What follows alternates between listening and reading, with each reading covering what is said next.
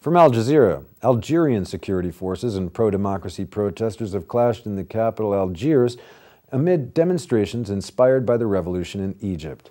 Heavily outnumbered by riot police, at least 2,000 protesters were able to overcome a security cordon enforced around the city's May 1st square this past week, joining other demonstrators calling for reform.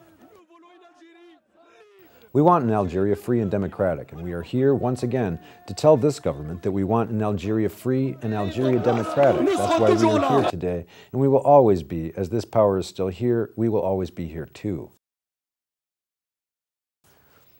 Earlier, thousands of police in riot gear were in position to stop the demonstrations that could mimic the uprising which forced out Hosni Mubarak, Egypt's long-serving president. Security forces closed all entrances to Algiers and arrested hundreds of protesters.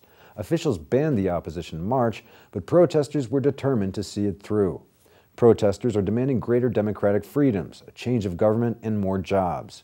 Mubarak's resignation this past week and last month's overthrow of Zayn El Abidine Ben Ali, Tunisia's president for 23 years, have electrified the Arab world.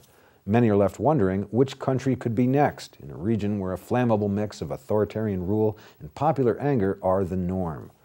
Elias Falali, an Algerian blogger and activist, told Al Jazeera in the run-up to the protests, quote, "The timing is absolutely perfect. Mubarak's departure couldn't have come at a better time. This is a police state just like the Egyptian regime was." He said Algeria's government was corrupt to the bone, based on electoral fraud and repression. There is a lot of discontent among young people. The country is badly managed by a corrupt regime that does not want to listen. Demonstrators have been protesting over the last few months against unemployment, high food costs, poor housing, and corruption, similar issues that fueled uprising in other North African nations. In response to the demonstrations, the Algerian government has said it will end its 19-year-old state of emergency within days. Falali said, quote, "The regime is frightened, and the presence of 30,000 police officers in the capital gives you an idea of how frightened the regime is of its people."